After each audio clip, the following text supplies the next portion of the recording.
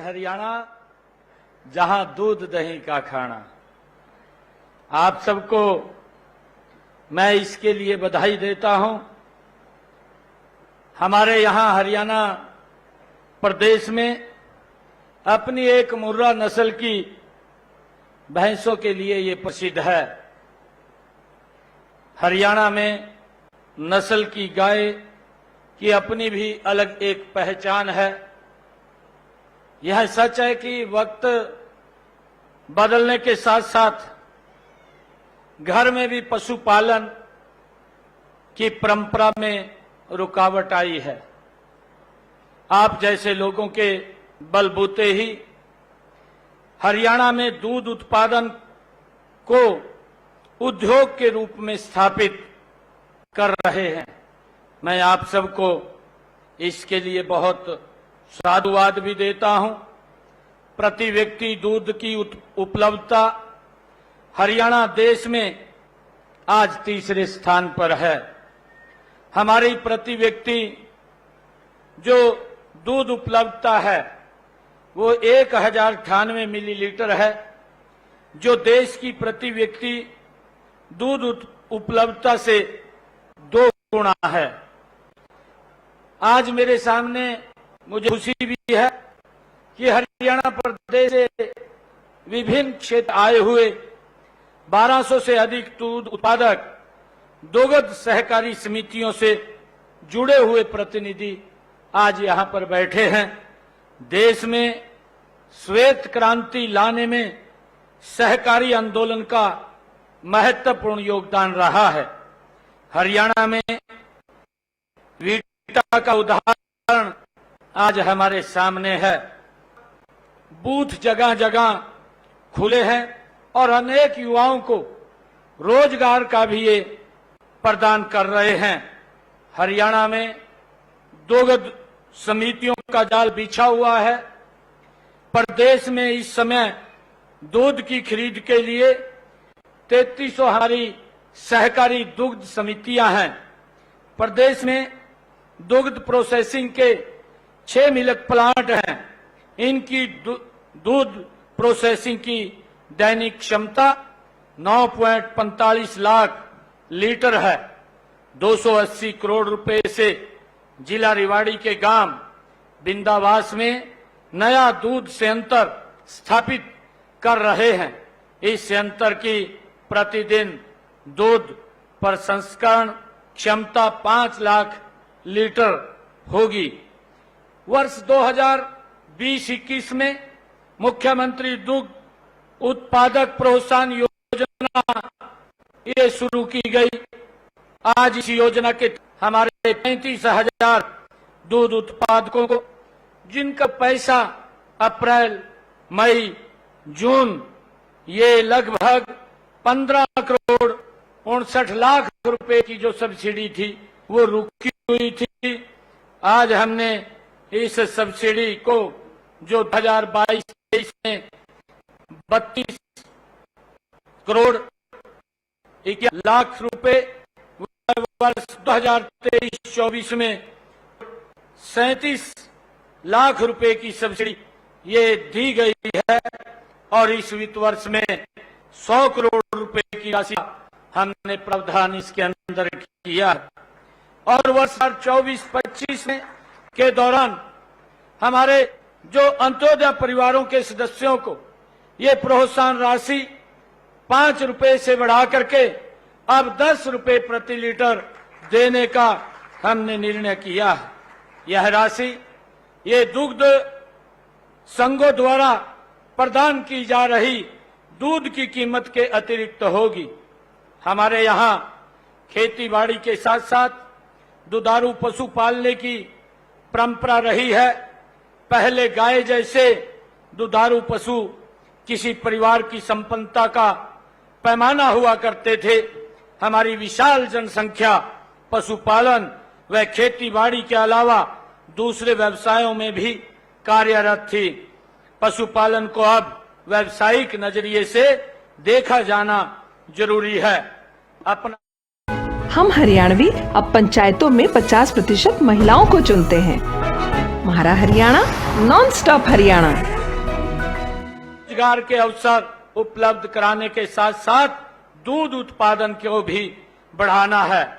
मित्रों, इस स्कीम के तहत 10 दुधारू पशुओं तक की मिनी डेयरी खोलने के लिए पशु की लागत पर 25% की सब्सिडी दी जाती है और अनुसूचित जाति के लोगों को 2 यातों की डेयरी खोलने पर 50% की सब्सिडी ये सरकार के द्वारा दी जाती। देसी नस्ल की 3 व 5 गायों की डेयरी इकाई लगा ले पशुपालकों को 50% का अनुदान वो दिया जाता है। देसी गाय रखने वाले किसानों को प्रति गाय 30,000 रुपए वार्षिक अनुदान देने का प्रावधान भी हमने अभी पिछले दिनों किया है। 20 या इससे अधिक दुधारू पशुओं को की हाईटेक डेयरी स्थापित करने पर ब्याज में भी छूट दी जाती है। इस योजना के तहत वर्तमान सरकार के कार्यकाल में 13,480 डेयरियां स्थापित हुई हैं। डेयरी उद्योग के मुख्य आधार स्तंभ उच्च कोटि की नस्ल के पशुओं की उपलब्धता करना, डेयरी इकाइयां स्थापित करने के लिए पूंजी की व्यवस्था और दूध की खरीद व प्रोसेसिंग की समुचित व्यवस्था, पशु चिकित्सा की आधुनिक सुविधाएं व अनुसंधान, बीमा सुविधा और आपसी सहयोग, ये 5 ऐसे इस उच्च कोटि के आधार स्तंभ है जिससे कि हमारे दूध उत्पादकों की जो श्वेत क्रांति आई है, इस श्वेत क्रांति के अंदर हम और ज्यादा दूध का प्रोडक्शन कर सकेंगे और हमारी इनकम भी इसके माध्यम से और ज्यादा होगी। इसके लिए मैं आप सबको बधाई भी देता हूं। हरियाणा में डेयरी इकाइयों की सफलता के लिए ये सभी सुविधाएं उपलब्ध हैं। पशुधन किसान क्रेडिट कार्ड योजना ये हमारी सरकार के द्वारा ये चलाई गई है। इसके तहत पशुपालकों को 1,60,000 रुपए का ऋण बिना किसी सिक्योरिटी के वो मिल जाता है। सहकारी दूध समितियों के दुग्ध उत्पादकों के लिए बच्चों के लिए भी छात्रवृत्ति योजना वो शुरू की गई है। उनके बच्चों को 10वीं व 12वीं में 80% से अधिक अंक प्राप्त करने पर उन्हें 2,100 व 5,100 रुपए की छात्रवृत्ति देने का निर्णय भी ये हमारी सरकार ने किया है। अब तक 5,140 हमारे दूध उत्पादकों के बच्चों को 1,86,00,000 रुपए प्रदान किए गए हैं। दूध उत्पादकों की बेटियों की शादी के लिए कन्यादान योजना भी हमारी सरकार ने ये शुरू की है। मुझे ये खुशी है कि बेटी की शादी पर 1,100 रुपए की राशि कन्यादान के रूप में दी जाती है। इस योजना के तहत अब तक 2,829 हमारे दूध उत्पादकों को उनकी बेटी की शादी पर 30 लाख रुपए दिए गए हैं। पशुपालकों को जोखिम मुक्त करने के लिए पंडित दीनदयाल उपाध्याय पशुधन योजना ये सरकार के द्वारा चलाई जा रही है। इस स्कीम के तहत कोई भी पशुपालक 100 से 300 रुपए और छोटे पशु का 25 रुपए प्रीमियम देकर बीमा करा सकता है, जिससे कि वो सुरक्षित रहता है। अनुसूचित जातियों के पशुपालकों के पशुओं का बीमा मुफ्त किया जाता है। सरकार ने इस प्रकार की योजना चला करके अपने किसानों की इनकम बढ़े और उनके खर्चे कम हो। कई बार कोई दिक्कत, कोई बीमारी आ जाती है तो बीमा कंपनी के माध्यम से उसको सुरक्षित किया जा सके, इस योजना का भी हम मजबूती से लाभ लें।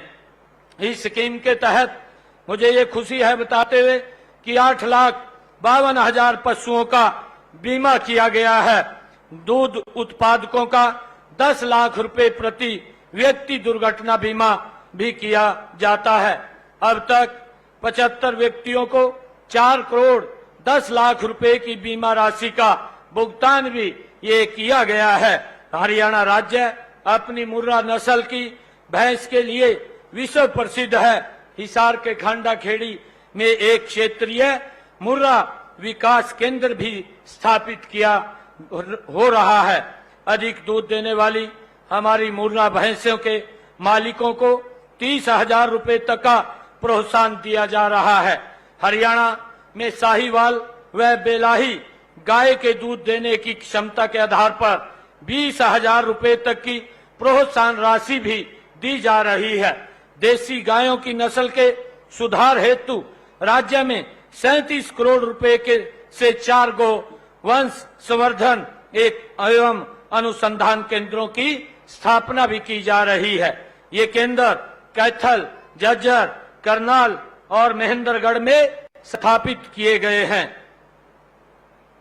आप दूध बेचने तक सीमित न रहें, दूध में वैल्यू एडिशन करें, ऐसी मैं आप लोगों से अपील करता हूं।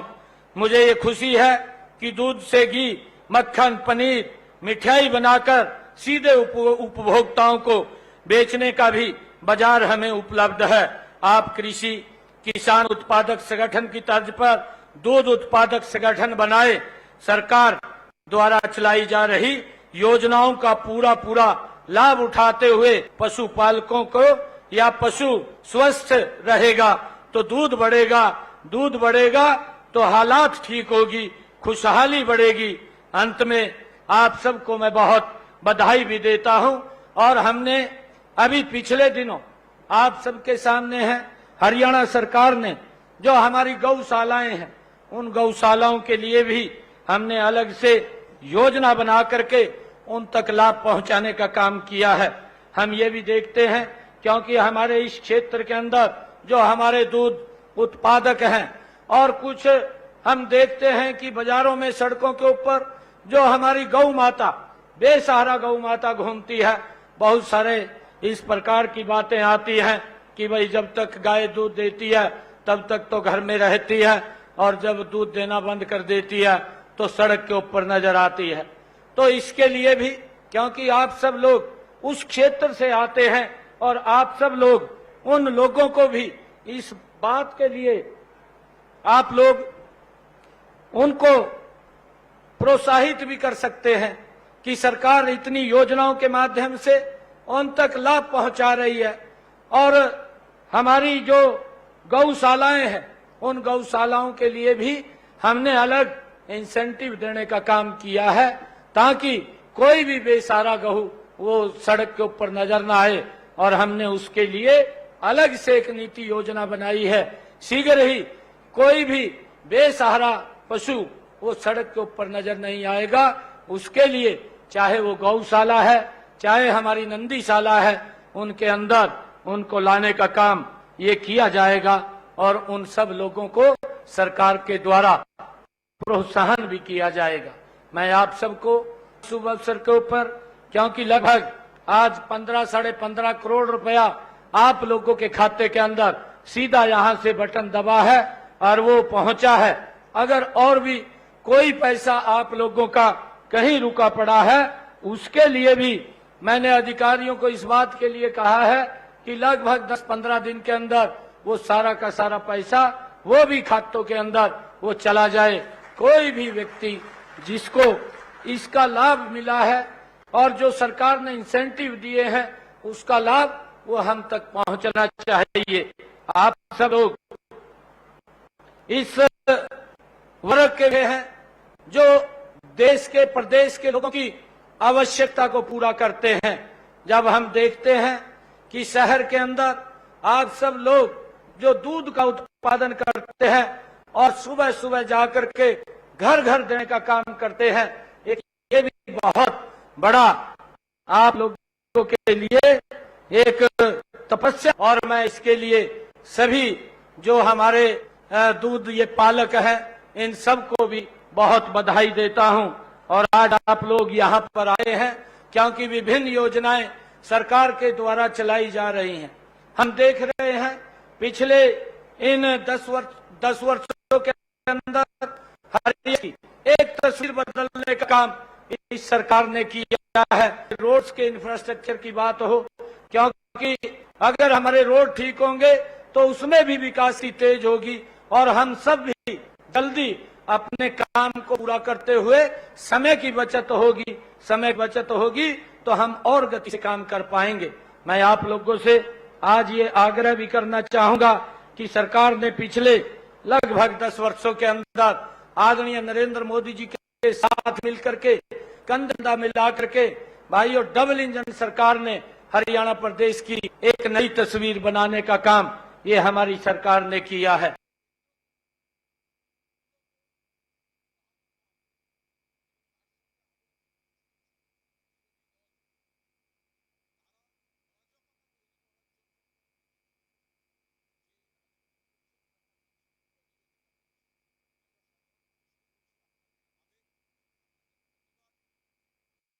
जब हम देखते हैं जिसकी मैंने चर्चा की है कि आज एक भी जिला ऐसा नहीं है जिस जिला के अंदर 4 लाइनिंग रोड एक्सप्रेसवे उसको टच ना हो।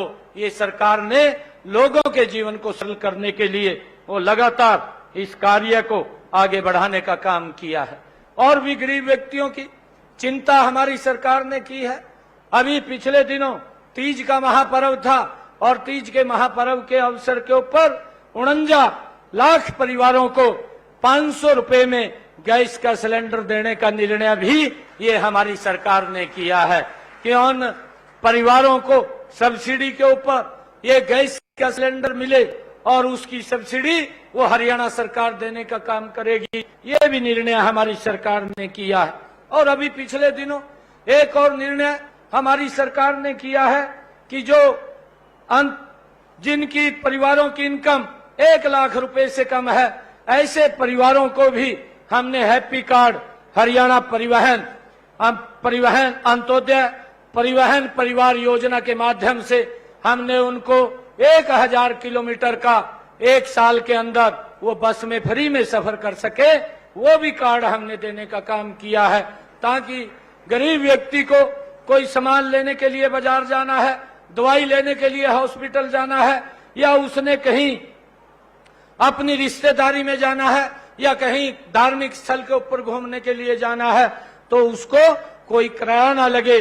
उसके लिए भी लगभग ये 23 लाख परिवार और 84 लाख लोग हैं हरियाणा प्रदेश के अंदर जिनको हमने 1000 किलोमीटर की ये सुविधा दी है।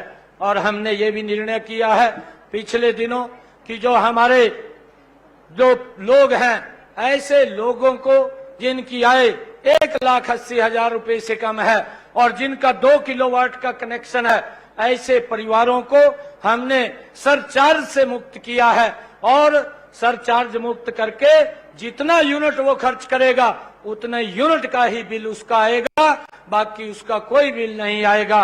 अगर वो परिवार कहीं घूमने के लिए जाता है और घूमने के लिए जाता है 1 भी यूनिट खर्च नहीं करता तो उसका बिजली का बिल 0 हो जाएगा। ये भी योजना हमने अभी पिछले दिनों लॉन्च की है।